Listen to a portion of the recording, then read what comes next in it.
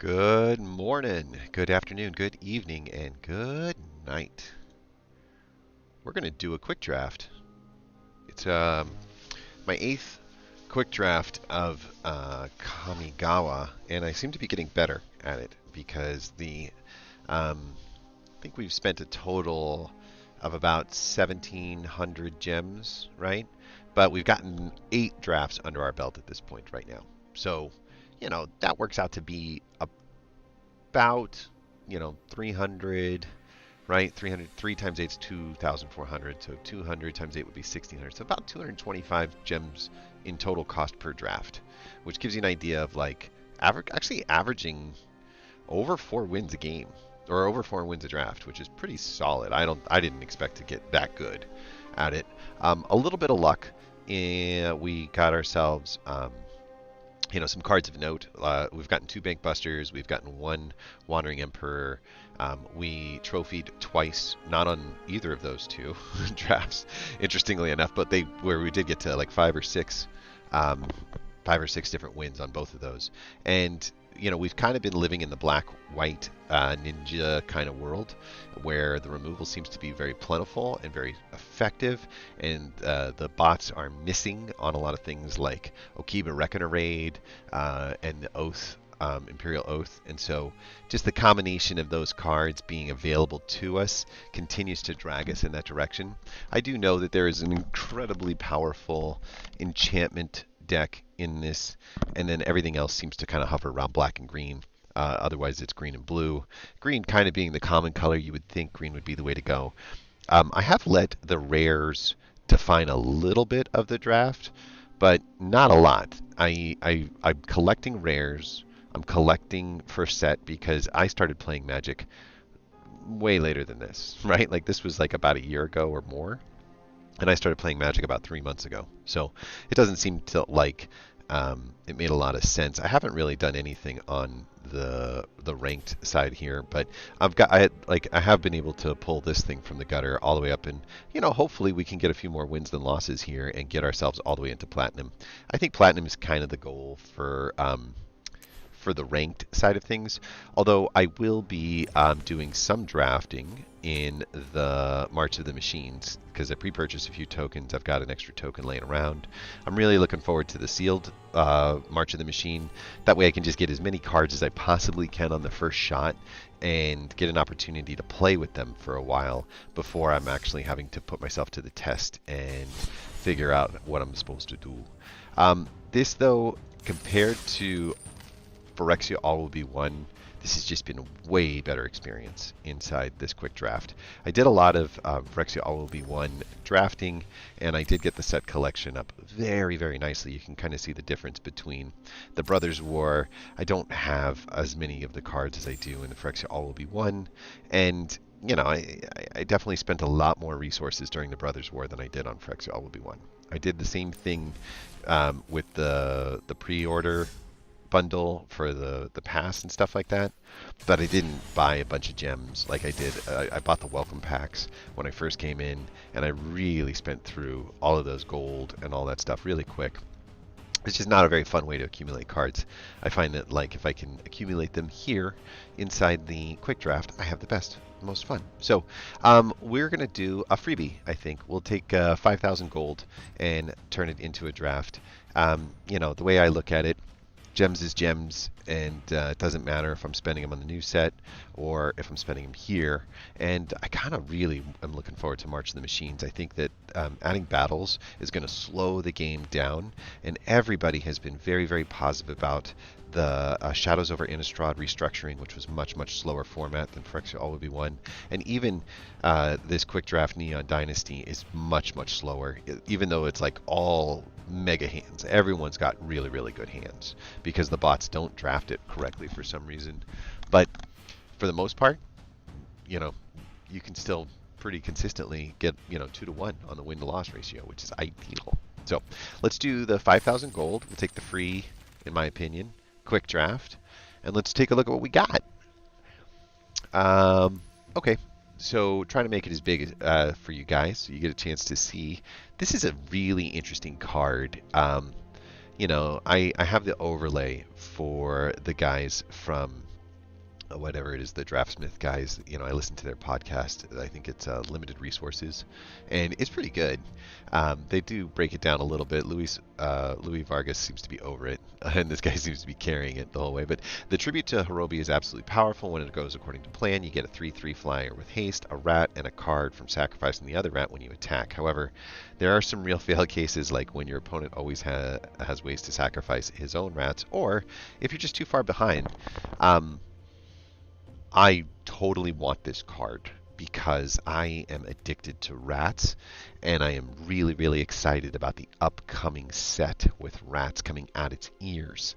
That's just going to be super, super fun. So, other cards of note, if we wanted to do this, this is an integral, hugely important part of making the enchantment deck work. And you just can't deal with it. This is really, really good. I've actually used this as a win con a couple times. I really liked it. If we didn't have an on color, I'd be considering it. You can get these guys later. Really, really solid. Hopefully we could wheel that if we do end up in the black and white. Wanderer's Intervention is just useful enough. I actually would rather have the Air of Enlightenment on the white side of things. And I do think that if we are going to be in black and white, Kami of Terrible Secrets is another card of note. Like, definitely something that we could wheel. So this pack has just wheel city for us. We can take the Tribute of Hirobi and probably end up with at least one more chance at the cards that we're looking for, specifically Clawing Torment, Scouring Barrens, Air of Enlightenment.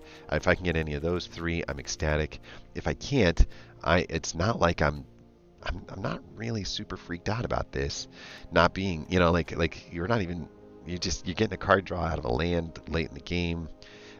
Kami's Flare is incredibly good, but red is not. So as much as I would normally say you got to take that burn spell, you got to stay, fluid, I'm going to go with the Saga over here, the Flying Hasting Ratty Saga, and say, dude, you know who I am. I'm a rat.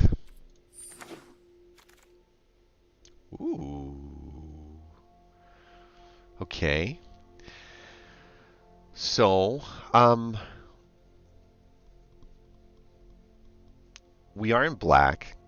We did talk about not wanting necessarily to do anything besides black-white, but what I don't see here are the kinds of black cards that say, yeah, you should pick two, pick this, like for sure, or pack one, pick two, this is the card. If this was something like an Imperial Oath, I'd be very excited and I would just snatch it up, even though I probably could pick it up on the wheel. This is not worth bringing me into this color. This is worth bringing me into a black-green. We have an enchantment. This thing brings things back from the graveyard, and it's a bit of a menace in and of itself. If you can pair this thing with some of the other enchantment recursion kinds of spells, I think there's one called Augur of Autumn that does it. It can become very, very powerful because you're pinging it, you're bringing out your enchantment, you're using your enchantment. The Gloom Shrieker is just dying because you're just kind of like no big deal, and then you're Auguring Autumn, bringing back the Gloom Shrieker and getting another shot. Like, it's kind of a weird, never-ending cycle. So almost impossible to not take this. This is pretty solid as a 2/4 body. They kind of boosted this thing up a bit. Whenever you deal combat damage to a player, you can put an artifact card with mana value less than or equal to that damage from your hand onto the battlefield. Oh my, my, my, my. Cheap artifacts in blue doesn't really move towards black. If I didn't have a nice rare card that I'm actually a little bit excited of playing, this would be very, very enticing because you could just kind of shuttle extra cheap artifacts that are out there. Hi, cheap artifact, I'm talking about you. So these two cards work very well together, but we're going to take the Gloom Shrieker, maybe play it, but if we do, it's got the highest ceiling, right? And now we've got some interesting choices. So I've been very, very happy with the Nezumi Prowler. I think that when you ninjutsu it in, the text on the card just goes off. You're able to get lifelink, you're able to get death touch, and you're able to toss it onto the other creature that you seem to be fine sacrificing anyway. I'm hoping to wield the Imperial Oath. The Mukotai Ambusher just has the lifelink. This is a better card than this for multitudes of reasons. Kind of using this as a removal spell. He's also a rat, and that's what we like. So we're going to take the rat. Befriending the Moths is just okay. These are much better cards along the way. Born to Drive is a pain in the butt. Um, I had somebody with light paws stick that thing on them, and like, whoa, they were able to do some damage pretty serious. But I kind of disagree with the ratings. They say that the best card in the deck is this, and I agree. I think that that's the best card in the deck, so it's what I'm going to take. They say that the second best card in the deck is this. I kind of agree. But then they also say that the worst card in the deck is Born to Drive, and I disagree. They also say the second worst card in the deck is right here, and I completely disagree. So, um, use those overlays to the best of your ability. We're going to go with the Nezumi Prowler. We've got a rat theme. We're in our colors. We got some ninjas. And this is an incredibly good enchantment to recur. It is a good card draw. It is a good ninja. There's a lot of good things about it. It's a good ninja target, I should say. So you throw it. You don't attack with it. If you've got an open lane, you do it, you get the Nezumi Prowler, and you're good to go. Again, another, removal spell in white, which is a color that we're not really into, and so not really a card that I would pick unless I was already there, and I'm not going to lead off in that direction. Moon Circuit Hacker is it's really good in the aggro style, but it's a 2/1. And once a 2/1 is on the deck, it doesn't do a lot for you. This one's also pretty good if you're in that pure, that samurai kind of world. And there's another Scour Barons. I'm just not solidly enough into white to be on pick 4 and saying I need mana fixing. So we're just wheeling that. We're taking the Spirited Companion because it kind of fits the theme that we wanted to lead off with. And here we've got some cards not in our colors that we kind of like. We certainly like Reinforced Ronin. We certainly like Behold the Unspeakable. It's one of those mythic uncommon cards, the way I think I hear it described more often than not. And then, this is good with Tribute to Hirobi as an example, because you can kind of recur it back and forth, but we're just not touching blue right now. Favors of Jukai, these are expendable green, and so in our 3 colors that we've got, there's just not a lot going on in our favor. I do enjoy this card. It is very defensive. I didn't think I was going to like it, but if you get this and you get a couple of those, what's it called? Those Searchlight Companions that, create 2 little 1/1s. One's flying, one's not. The one that's not is a chump blocker, and then turns into a treasure, especially essentially with this. And so because of that, you can block, you can turn it into a treasure, you can kind of set up a pretty robust defense. And I think that that's probably worth more in this format than the idea of getting card advantage by using the Prowler to, bring your Papercraft decoy forward and backward. So I found that I've got more synergy with this card, more mana fixing, more defense to buy time. I think that this has got more to do with why I would win than, I don't know, any other card that I would see here that I would take. They almost agree with me. They got a 4.0 rating here and a 3.0 rating here, 3.0 here. Everything else is underneath it. So we'll take it. It's in the black color. We're certainly in black. And we're going to continue down this line to see how we do. Now, Circuit Mender. Oh, so good. Moth Rider Patrol. Not bad. Not bad at all. Ogre, pretty decent, but we can do it at the top. Got a removal spell. It's a Fireball for 3 that's going to tap your creature, so it's a little worse. People like this card. I do not. I can't stand my land not being able to be utilized. It's kind of like losing a land when you use it. And then you've got Lethal Exploit, which is an excellent removal spell. And so the question that you've got is, are you going to sell out Circuit Mender for the Lethal Exploit in order to just kind of continue down? I don't see much here that puts +1 counters onto things or that attaches to stuff. And so this 2 mana that gets rid of a 2 toughness creature is not as powerful in my opinion as a Circuit Mender. Circuit Mender comes in, is a target for the Nezumi Prowler. It's kind of hard to block because of the 3 toughness, and when it leaves the battlefield, you get to draw a card. So a lot of positive things that happen. I'm probably just going to take as many Circuit Menders as I can. This is close though, in my opinion. Like the 3 of these all touch the themes of like my best decks. And so we're not going to commit in the direction on color for a 1-mana 1/1 flyer. Like there's just not enough there. So we'll take the Circuit Mender as a way to stabilize. And just what did I say? What did I say? Whew. I mean, we're definitely in the right lane. A Mugatai Embouchure gets you a life linker that can come out for 2 mana. It's a solid inclusion in a ninja deck, but it's not as good, in my opinion, as these 2 cards right here. Now, I do not have any removal, but you can live longer, you can attack more, you can get the 2 pings, you got something to do on turn 1. And again, we talked about Lethal Exploit being good, not great. I might regret not taking the Mugatai Embouchure as a really nice way to gain life, but with already a little bit of life gain built into what we're doing, let's take the Reckoner Raid, because if we can end up getting 2 or 3 of those, we're going to feel pretty good. Okay, so our colors are drying up now. Vehicles don't really match up very well with what we're accomplishing here. I guess you could use it as a blocker, like as a 1/1 that uses it as a blocker. It just seems like taking 3 mana and not affecting the board is only a late game play.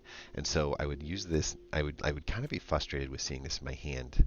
On the flip side of this, we are giving out some +1 counters and gaining flying for a turn, which, you put it on something that's got, well, we don't have a lot of really great things to do that to. I don't like any of this. We do have green in the Gloom Shrieker. Commune with Spirits is kind of cool. Look at the top 4 cards of your library, reveal an enchantment or a land card from among them, and put them into your hand. Put the rest on the bottom of your library in a random order. So it's a great addition to any deck with a bunch of enchantments. As a split card that's a land spell is always welcome. You want 6 or more enchantments or so, and have a primary green mana base to make this work. Yeah, that's not really us. So we're going to take the Brute Suit on the idea that there's going to be a bit of like the Undercity Scrounger is an example of somebody that could kind of happily tap this thing and send it in. Clawing Torment or Scoured Barrens. Gloom Shrieker seems to be getting farther away. Not so sure we're going to need the Scoured Barrens because we're not really splashing, and I kind of want the removal spell. I also know there's another Scoured Barrens coming up because I think it was pack 2 or pack 3 that it was in there. I did say I wanted to consider this Clawing Torment though as one of the wheel opponents over this ninja. Nothing against this ninja. It's big and it's surprising in some of the attacking situation. But I kind of like playing the small ball aggressive line just a little bit longer. I'm sure we can pick up some of the bigger stuff later. Oof. The Terrarium helps you, you can search your library for a basic land card, reveal it, put it in your hand, then shuffle. You get to put a +1 counter on a target creature after you sacrifice this thing only at sorcery speed. So we either get a 1 mana +2/+2 instant spell, and if it's an enchantment creature, it gets a +1 counter that sticks around for it. So it's pretty good. The Terrarium does the other +1/+1 counter, but it costs you the extra 2. But it's kind of neat on the ETB because you can search your library for the basic land, reveal it, and stick it in there. So it does do some mana fixing. I guess I'm looking at this line a little bit more. Enchantments, artifacts, enchantments, artifacts, enchantments. Yeah, let's go with the Roadside Reliquary. If we're going to take a land for mana fixing, how about one that gives us back a card or 2? That's pretty good. Okay, Paper Decoy was the one that also gives us some draw. this is the crazy aura that can turn into pilots. Um, it's a split card that either pumps something for each of your creatures or adds 2 creatures to the board. The pilots work nicely if you're heavy on vehicles, but not every deck will want this. Yeah. Light the way. Yeah.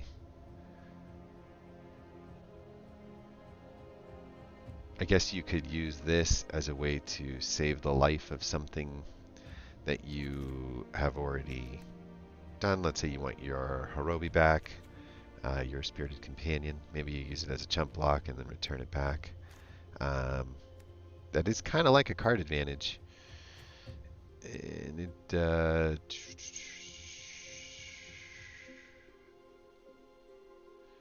yeah, I kind of think that this fits our ninja theme a little bit better than the instant spell over here.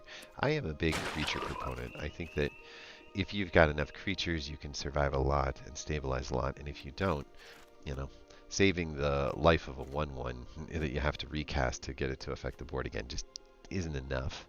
Nothing good here. I probably was going to take the Defender on the rare idea that we just can't find the cards that work for us.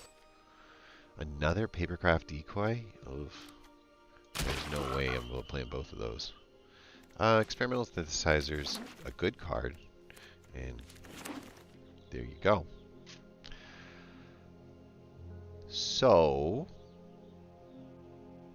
not a bad pack for what we're trying to do.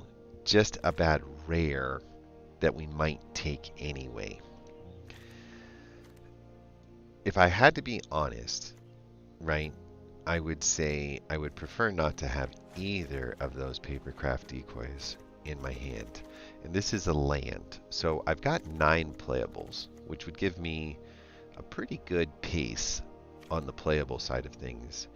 And Rezona is amazing when you get whenever combat damage is... Oh, no, Rezona is not amazing. No, this is... No. No, okay, I'm changing my mind. It's not the one I thought. I thought it was the one that you get the extra turn. And I thought, like, yeah, that sounds good.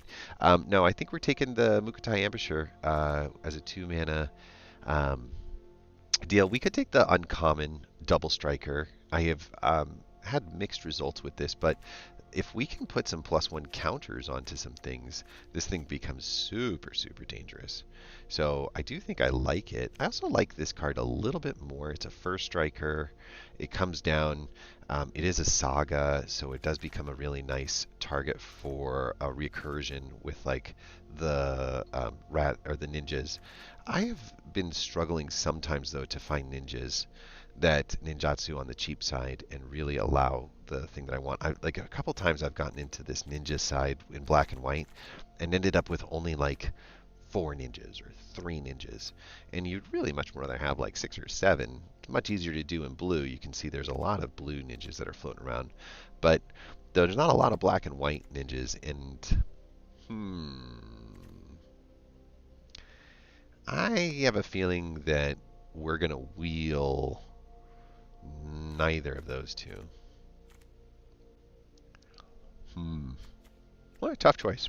Tough choice here. Ninjutsu effects and double striking. I think we go for this. We have enough defense and that this thing can be a problem. And if we end up with a way to make it attack, it can be a lot of fun. We'll hope that the Mukotai Ambusher wheels, but we'll take the uncommon on the thought that we probably can't do it later if we don't do it. And we have a removal spell. We have a Gravelighter, which is a flying 2/2, that when it enters the battlefield, you get to draw a card if a creature died. Otherwise, each player sacrifices a creature. So it is a removal spell. It is a flyer. It is possible to do a little bit of both, where you bring it in as a flyer, sacrifice a 1/1.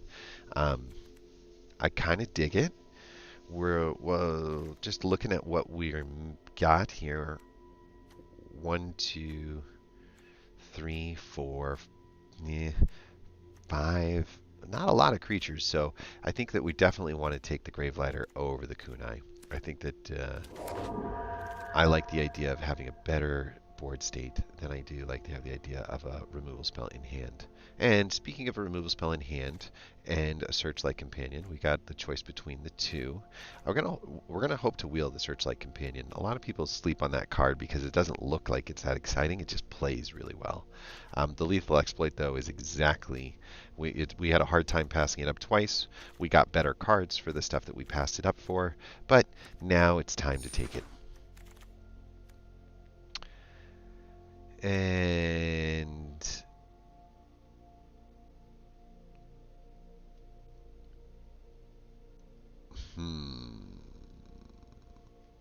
discard Greater Tanuki, search your library for a basic land card, put it on the battlefield, then shuffle. So you can use him as a ramp, but we need to have a green mana to do it. So it doesn't really help us since green's not really our color.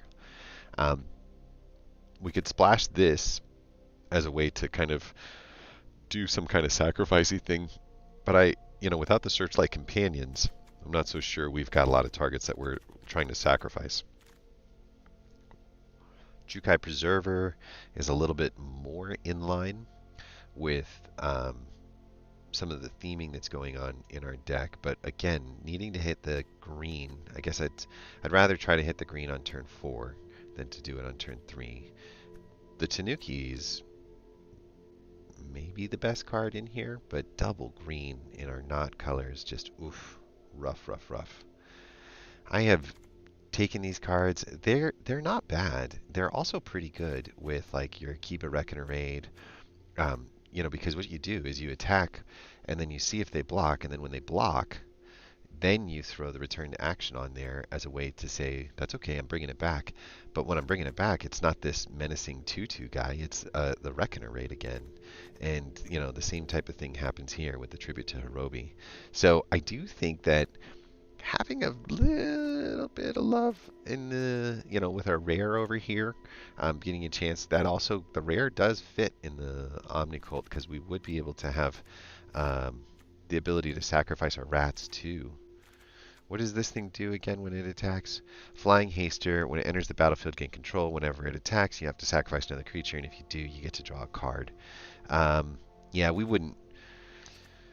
Whenever one or more artifacts you control leave the battlefield, you get to create one. So we do have some sack potential in this.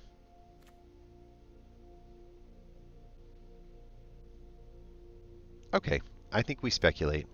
We might find the kinds of tools that it takes to make the sacrifice thing continue to happen.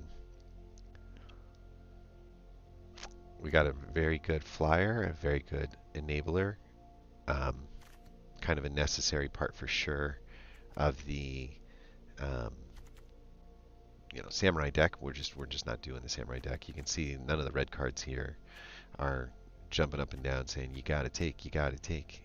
Guess this could be some good sacrifice fodder, but not in our colors. So we take this. It's a ninja. We don't have a lot of cross theming kinds of stuff, but it does enable a lot of ninja stuff to happen. This actually works pretty good in our deck. I was just talking about there not being a lot of ninja stuff that kind of affects the board, and here's one of them that does. Target player discards 2 cards, and the ninjas you control gain menace. On the ninja side of things, we're going to have 1, 2, 3, 4 on the rogue.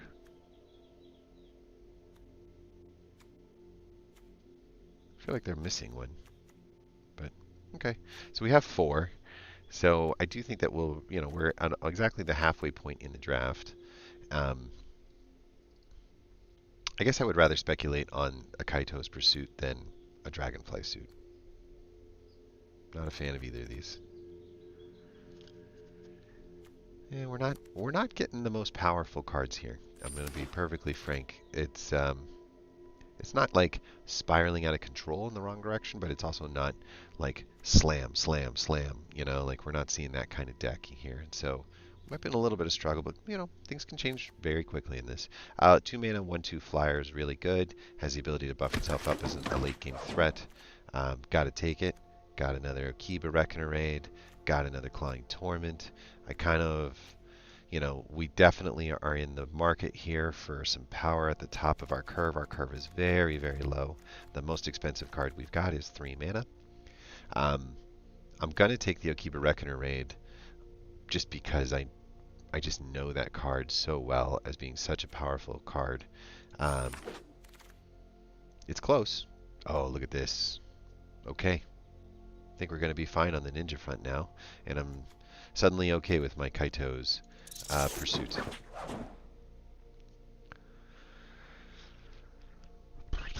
It's pretty good as a sacrifice creature. It comes in for 1 mana, gives off a +1 when it dies, so you could sacrifice it, and you could turn something like a flyer into a +1. You could turn a flyer into a +1, like a 3/3 flyer's pretty decent threat. So I definitely think this is our card. This one does either exiles a creature they control, but they have to pick, so it's their worst creature, or they exile an enchantment. The enchantment side of things is a lot more likely to be useful, but the Iron Apprentice is really more useful than you think, and there we go. Now we're starting to see the wheel. We thought we could wheel the Searchlight Companion, and we did. We did. No, I don't know what I'm doing, but we'll take the Searchlight Companion for sure. We're not into shrines. We're not into green, and this add a mana of any color and spend it only to cast a creature spell of your chosen type, right? So this would help us get ninjas. We're splashing 2 different colors over here so far, though, and neither one of them are feeling like they've got to make the deck. We'll do a return to action as a possible deal, and there's nothing for us to play here, so we would take whatever we feel like is the best for the Omnicolt Anvil, which would be the Simian Sling, as a sacrifice strategy. We talked about the Planar Incision already. And how are we looking before we get into... We're definitely taking that card. What are you? When you discard a card, you get to exile a card from the graveyard. And if you do, you get to play that card that turn. Cool. I've definitely seen a lot of people enjoying Roaring Earth. I don't think it's as good for me as it is other people think. This would be a good way for us to splash our green, so maybe if we wheel it, the Gloom Shrieker can really find its way back into our good graces, because there are quite a few enchantments that are built into this deck. We also have a high-speed hover bike over here. When it enters the battlefield, you get to tap 1 target creature, and it only takes 1 to crew. So it's kind of fun, right? It's a tapper. It comes in and it does a lot. For what it is, it's an artifact. You get an entry. I would not take it over Katosi. I would not take it over Virus Beetle. And I would probably take it over Searchlight Companion. And I would take it over the Blooming Sands. If we ended up staying in the green-black kind of strategy, this would have been very exciting for us, because you get to return an enchantment you control to its owner's hand, right? So, enter the battlefield, pull 1 out, bring in the geothermal, pull it back. Enter the battlefield, pull 1 out of the graveyard, put it back. Like, there's just a really really nice recursion spell. So Katosi is a blue-black. Maybe this isn't the card that we take, actually, now that I'm looking at it. She's really a control deck. You get to take 1 copy out of their hand, and then every copy of that same card that has the same name. Problem is, it's limited. That's not happening that often, And so I don't know. Now that I'm looking at this whole thing, I'm thinking, are Virus Beetles that much more exciting than the high-speed hover bike coming in with flash and it being a flyer and a crew 1 and a tapper? And let's take the hover bike. We haven't tried it, and it would be a lot more fun. The Katosi's not in our colors. We're not going to splash for it. Yeah, let's give it a shot. Well, high-speed hover bike.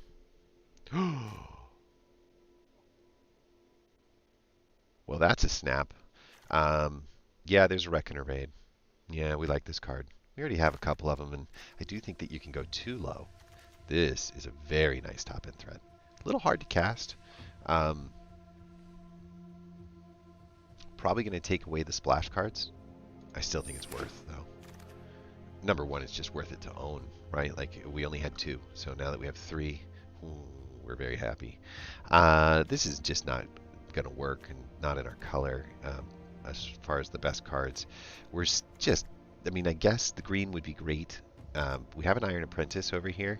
We have a Dokuchi Shadow Walker over here, both of which really fit what we're doing. I'm looking at 1 manas, I've got 3 things to do. 2 manas, I've got 1, 2, 3, 4 creatures in there. So for a total of 5 creatures in the 2 mana slot. So I'm not hurting at the bottom of the deck. So we're going to take the upper threat because we don't have too much going on up here at the top. 3 mana lifelinker is good, but you know, not a lot of stuff that's got some serious power to it. So we'll take the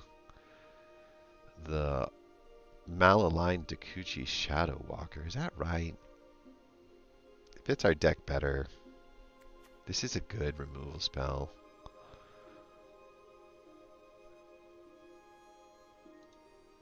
Ooh.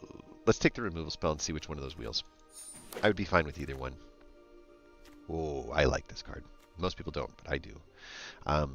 It's 2 mana. It definitely costs you a card when you pull it off, but it takes away their card as well. This probably does better, though, to be honest. You lose a card. You still have a creature over here, though, so maybe it's the same cost. And I think if it's the same, the shenanigans that we can pull with our current set of what's it called over here? These sagas. The current set of sagas makes me think for sure. On the Oni Cold Anvil, I think I'm gonna lose you here. I just don't see any reason why I'm gonna be playing in those splash cards out of there. The rest of it, though, looks pretty good to make the deck, and we're at 24 with 1 land. So this would be a playable deck already. Everything else is just gravy as far as getting things stronger, better fits. So when Kami of Restless Shadows enters, you get to return a ninja or rogue card from your graveyard back to your hand. That's really, really good. We definitely have enough of the ninjas, I believe. Let me just double check and do a ninja count again. But I think 1, 2, 3, 4, 5,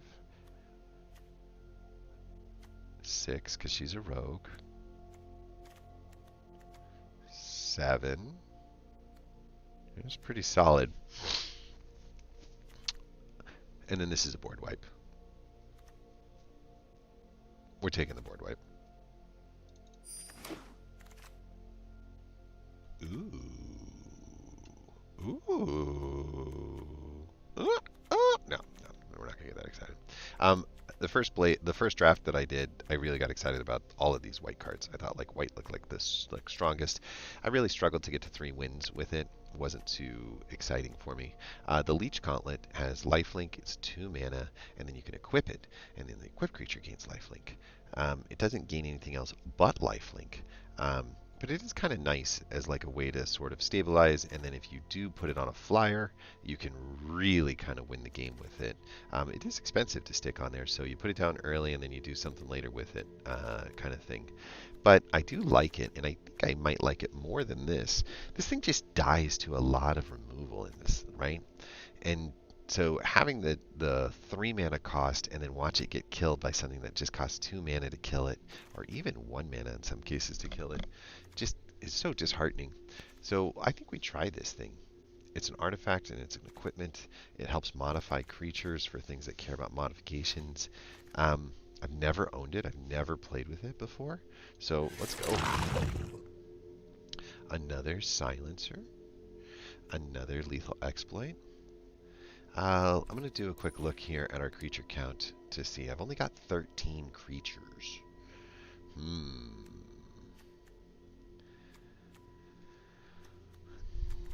I do think the hover bike is the better of the 2 vehicles that we've got. So if I got rid of one of those and I looked at some of this stuff, maybe the return to action doesn't make it, right?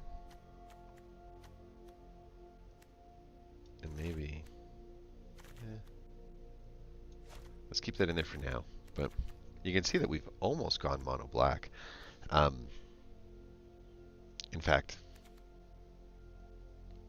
we should just go mono black.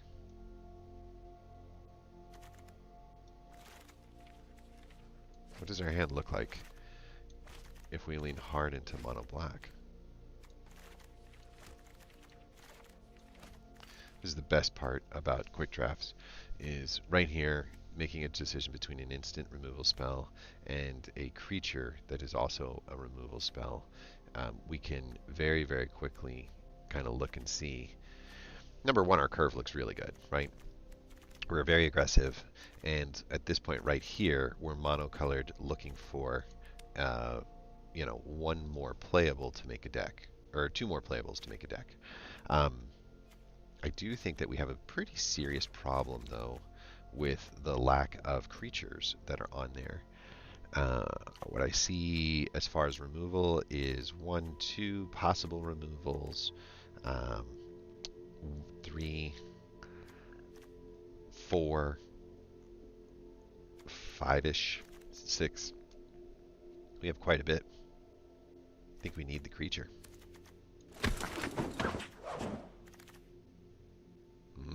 Well, that worked out. Dockside Chef is good on the enchantments, and if we look at our enchantment and artifact count, enchantments are at 4, artifacts are at 8. We do have 1 land that gives a shikuki about that.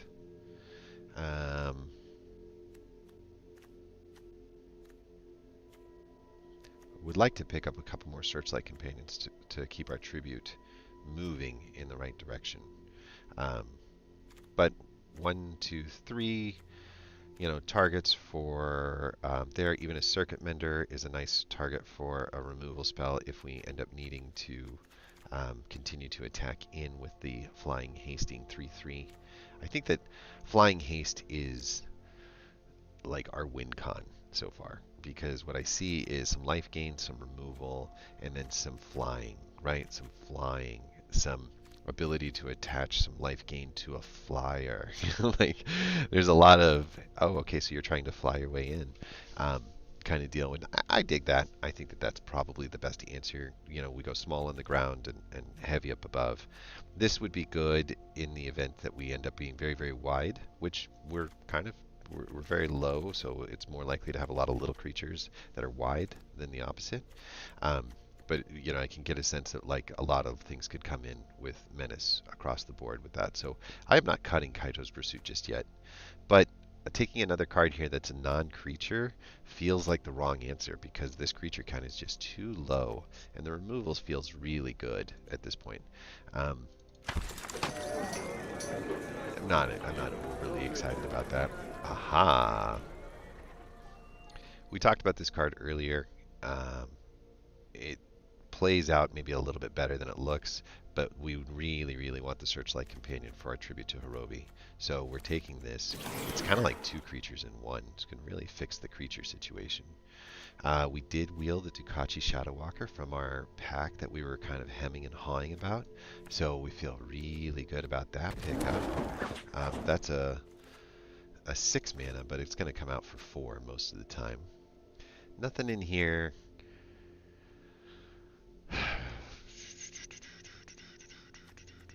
Nothing in there in the mono black category, and probably not going to play the Enormous Shot Blade anyway. And oh my god, they just keep giving them to us.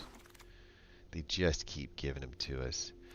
We would take an Ancestral Katana if we didn't need one of these as a chance that we might be playing white, but we are going mono black in this draft, and so getting all the way to the end and looking at what a mono black deck looks like in here. Other cards that we can play are the Brute Suit, the Papercraft Decoys. In fact, let's put these in here for now, just on the off chance that they end up being usable Okay, they're probably our first cuts, but I like to see it this way, maybe more than anything. So if we were playing mono black, right, and taking nothing else into account, this is what the deck that we drafted looks like. It looks like very aggressive 4 1-drops. It looks like 4 creatures down here, 5, 6, 7, and then this is 8 because it is a creature, and this is another turns into a creature. So really, 9 creatures in the 2-drop slot. These two both like turn into creatures as well, and 4 more here. So you can tell like there are a lot of bodies that exist down here in the bottom. So cutting something down here isn't that big of a pain, especially if it means that like like we kind of want to look at like overall, like what is it doing for us, right? I think the Prowler is doing a lot for us. It can be a removal spell, it can be a lifelinker, it can bring back some things that have some value, really solid.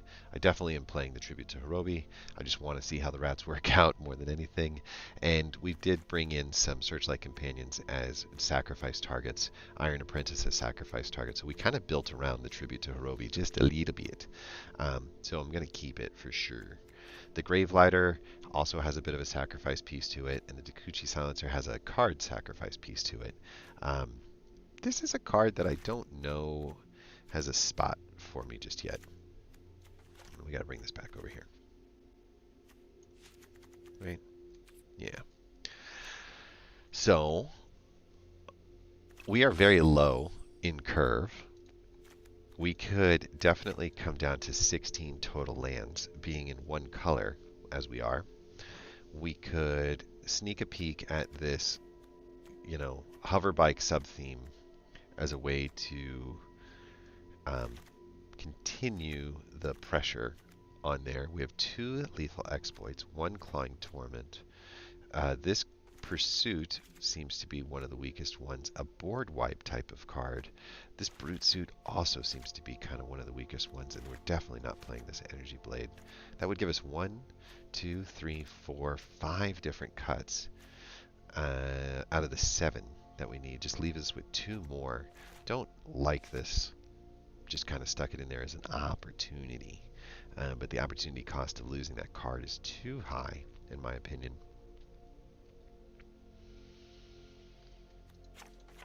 Make sure I do my math correct. 1 more card to go. We have 16 creatures in the deck. I'm starting to feel good about that. We've got a mono black deck built out with quite a bit of removal built into it. We've got to start representing our colors better. Jeez, what were we thinking? And yeah, we'll keep him. He's cute, right? All right. So it's either the hover bike or a papercraft decoy, and I think I'm just going to get rid of the decoy. I think I like the hovercraft. Now, I will tell you this. I typically would just jump in and play with this deck because I think that this is what our deck looks like. It is built around the idea that we're not going to need a lot of mana, and we're not going to have to worry about what color the next mana is. You could almost come down to 15 on the mana side of things, but I'm not so sure that getting mana locked against my Invoke Despair is worth, you know what I mean? Like bringing in a Kaito's Dispute or Return. Like none of those cards to me are so important to the equation that like we should do it. Like I'm not lamenting even these up here. So we are the anti-splash ninja. And I dig it. I really like all of the cards. The card quality feels pretty solid up here with a very few question marks, right? Like we know Lethal Exploit's good. We know I guess like the weakest cards that I've seen so far are the Papercraft Decoys and the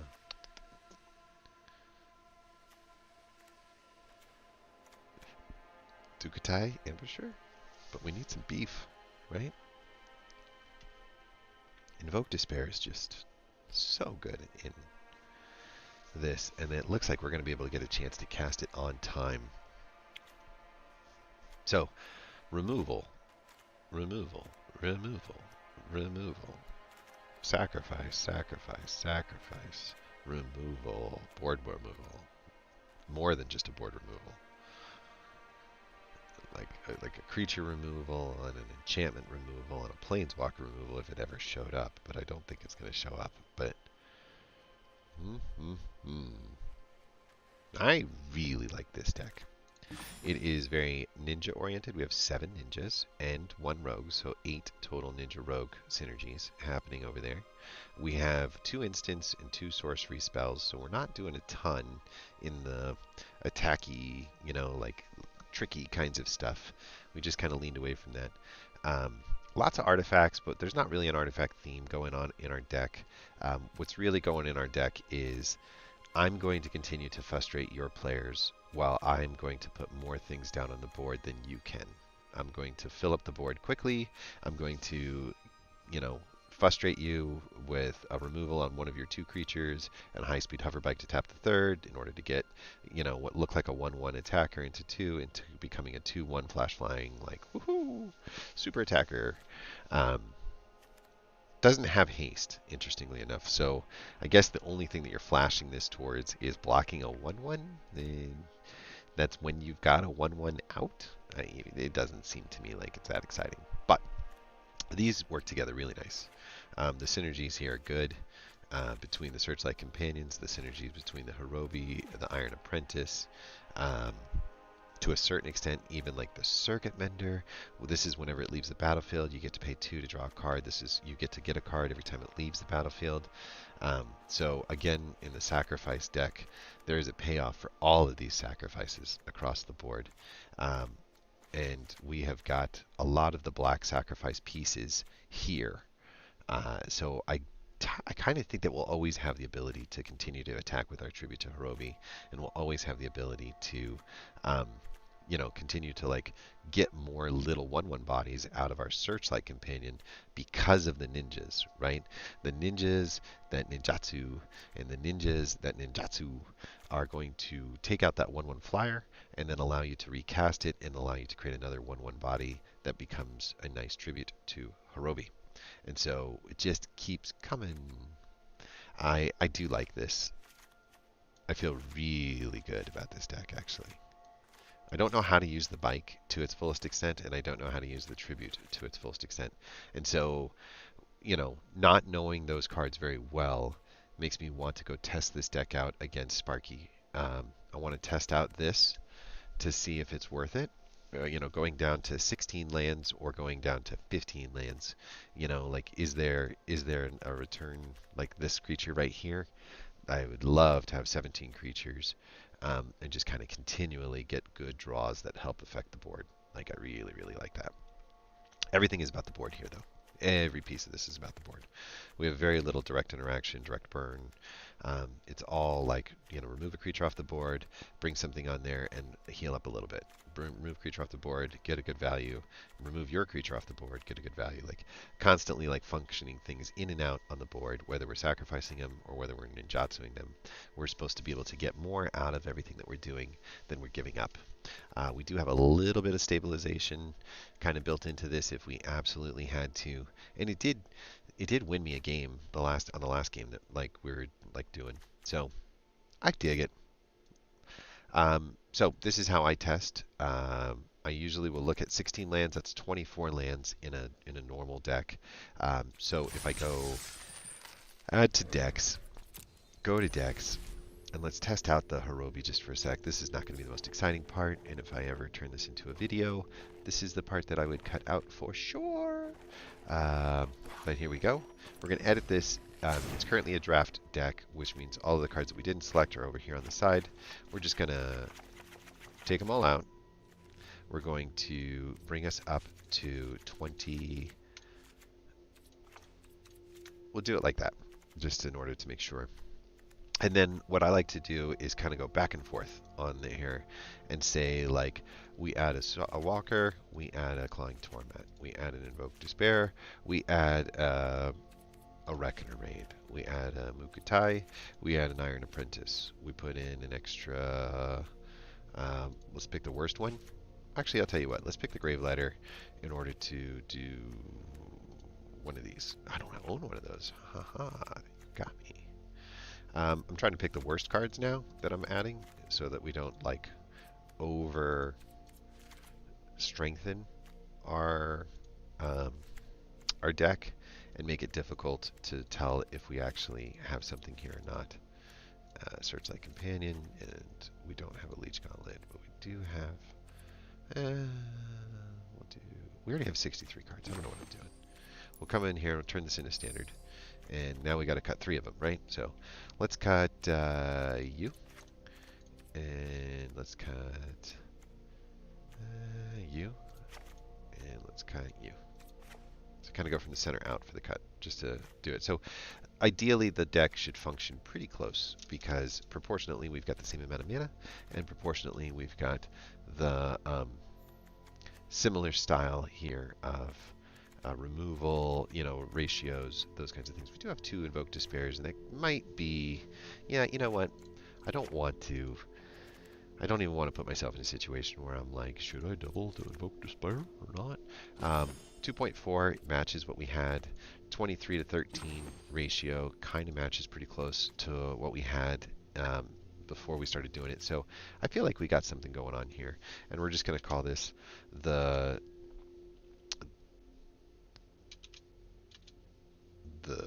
Dokuchi Silencer, the Ninja Sacrifice. We're just going to call it the Ninja Sacrifice. That sounds good. Right? Alright. For whatever reason, we lost our card sleeve that we had selected. And we'll say done. And we will go in. We got to get the right sleeves for Sparky. Sparky. Dude, she cares, man. She really, really cares. Let's go with the Ninja Sacrifice. Say done. Just want to make sure it's the right one. So play. And, cards of note. Tribute to Hiromi. Very good. I actually crafted one just to test it out and see from before, so love to get my second copy of that. And Invoke Despair. Got our 3rd copy of that. So super, super happy. Not a shocker that we really like our curve, because as long as our as long as our number of mana out matches the number of cards, we never have to worry about what color we're getting. Just continue to go. So let's go, let's go. We wouldn't block this attack. Well, we're not blocking that attack anyway. But it's a good sacrifice.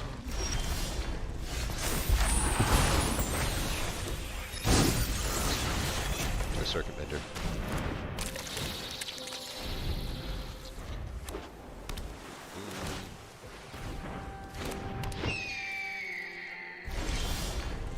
We're really flooding at this point. Interesting. With 24 lands, maybe to bring it down to 23. Okay. Yeah, I think we would all attack those. Actually, take that. Look at that. Gave us free ninjutsu effects. What the heck? What is going on around here? More land, too. Good. Yeah.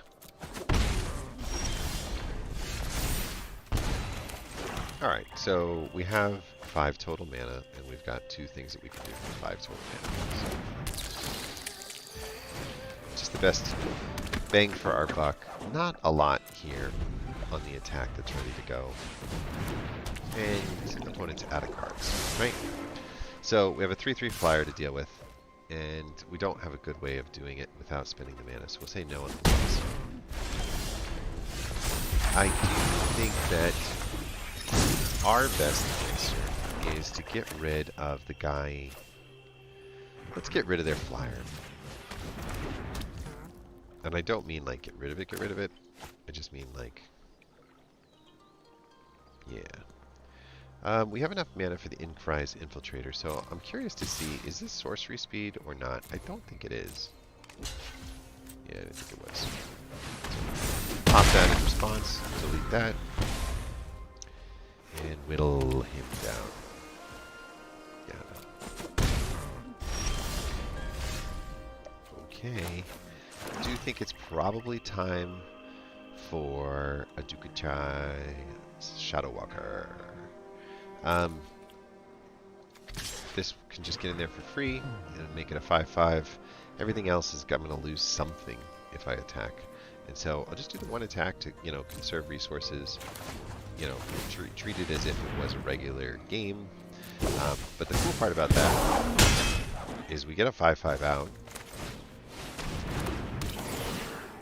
So 7 total mana, we got 2 extra bodies and 1 over 5/5 up. Well, okay. I think I'm okay with this. He doesn't have any cards left.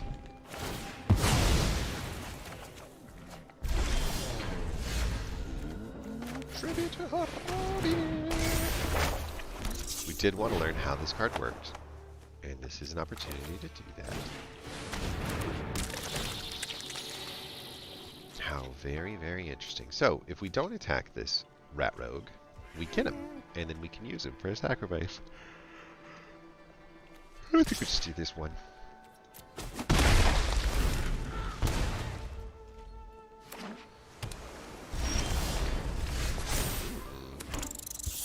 Funsies. Lifelinking 2/2. Attach it here. Just attack, I guess, huh? I'm not pushing damage at this point because I'm trying to test this tribute to Harubi. I want to see it act as if I didn't have good ones, because I wanted to see what a flying, hasting, sacrificing attacker feels like. So, remember all these the Searchlight Companions that I talked about and how wonderful they would be? We got 3 of those sacrifice bodies, as well as 2 that's over here. So, it stops becoming a problem. Of course, if we attacked him, we'd win. But I want to see how this works. So, we can sacrifice 1 that's in Summoning Sickness. We get a card. Oh.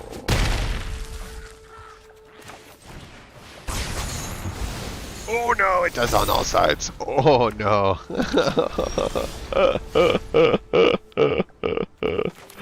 We annihilated our board. Oh my goodness, how fun. Well, now we know. We do this. We should have sacrificed our Dukachi Walker. I didn't think about that. We got 2 cards, right? 1 for the guy that we sacked, and 1 for the thing that's going on here. So, very, very powerful tribute to Harubi with the card draw effect. Suddenly feeling very, very good. I'm going to take a short break here. Yes.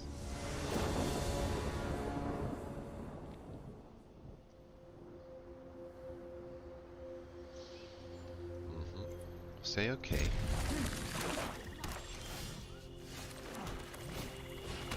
Coming over here, so guess. Yeah. Cast them both.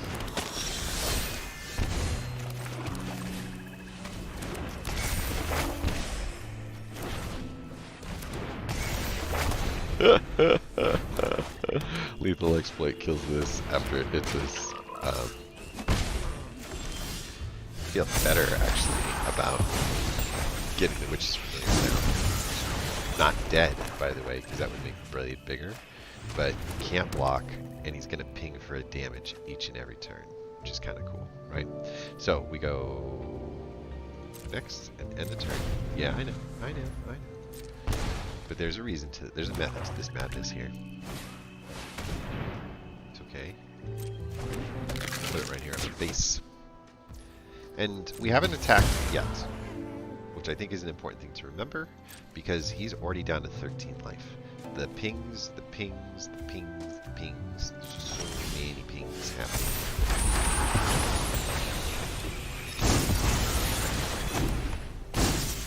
Okay, so no modified creature, but only one block available, right?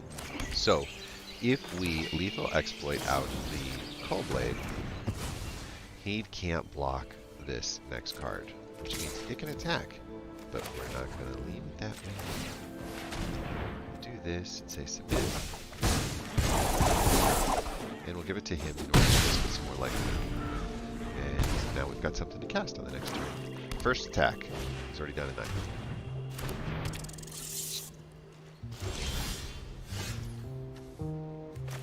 I guess we do this. And I guess we do this. And we do this in order to at least get one card. Oh, we have an enchantment and an artifact. Yeah, no, we're good. That's exactly what I wanted to do. I'm so good. Unfortunately, we're losing something if we attack all, and the thing that we're most likely to lose is the Prowler, right? I wouldn't mind taking out the Archer or the Rat against it, but let's say no on the attacks. I just want to see what a passive...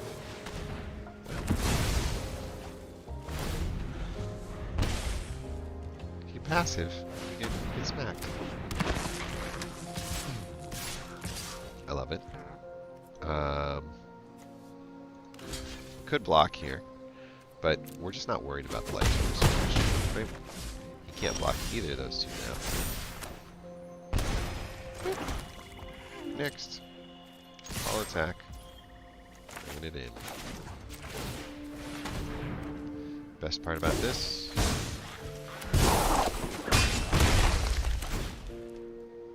Yeah, I'm fine with that. We'll get rid of that. Game's over.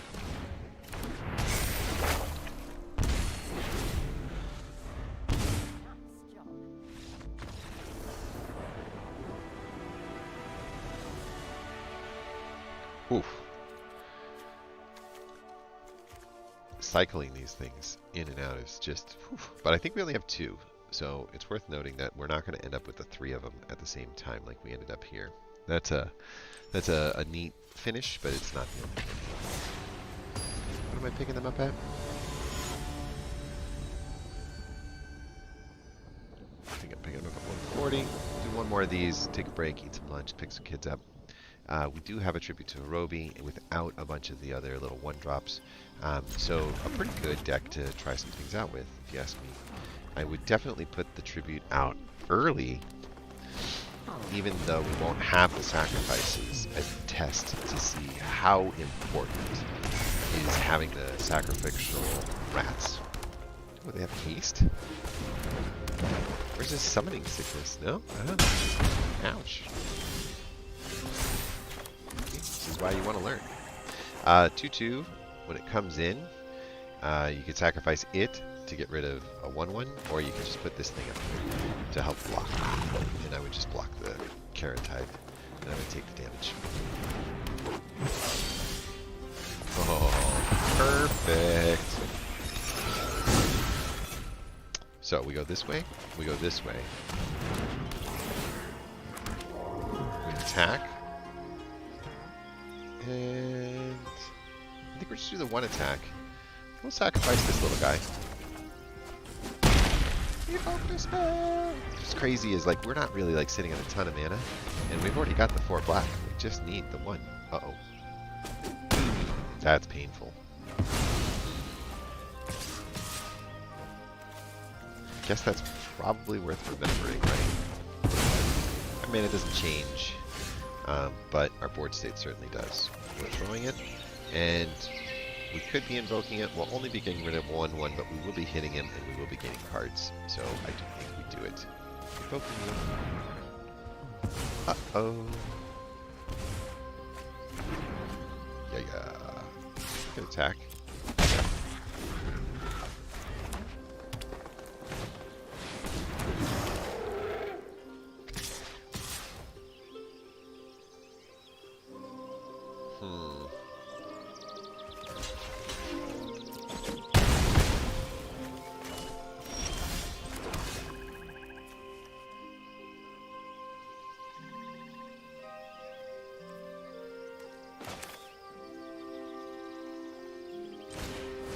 Either way.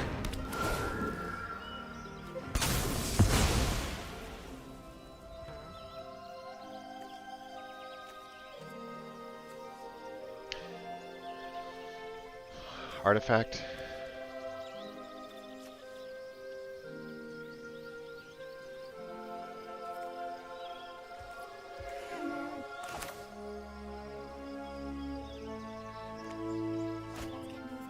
Yeah, I hear you.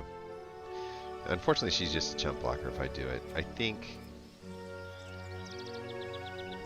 I'm going to have to take the hit here and sacrifice like a Searchlight Companion.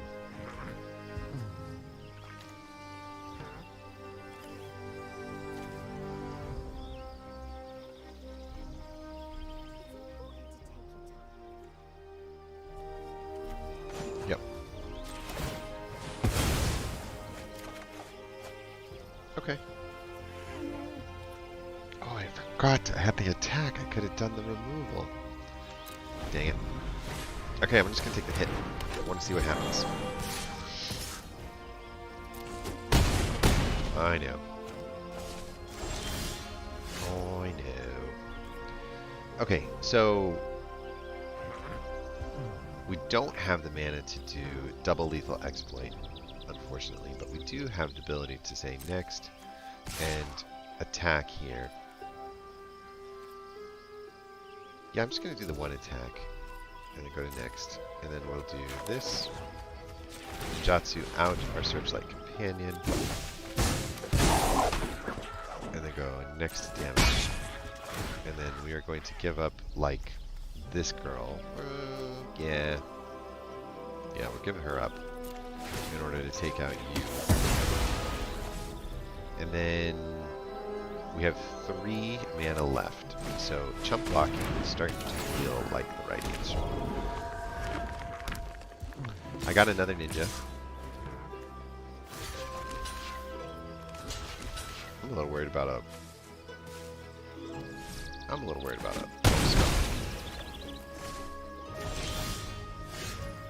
Okay, so we will now go next to combat.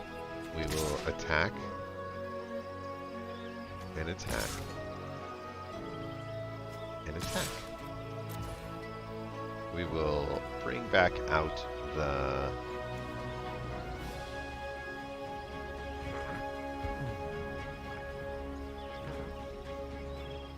Takuchi's going to get rid of one of them, so I'll tell you what. We will ninjutsu out this guy in order to get some serious damage across the board. Get him very, very close. Then we're going to give up this thing right here in order to take out this thing right here. And now we win.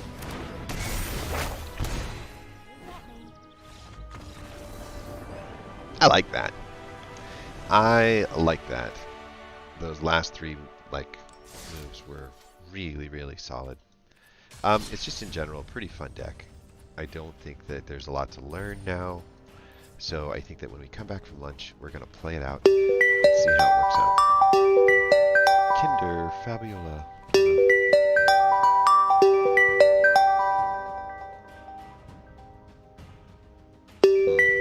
That seems like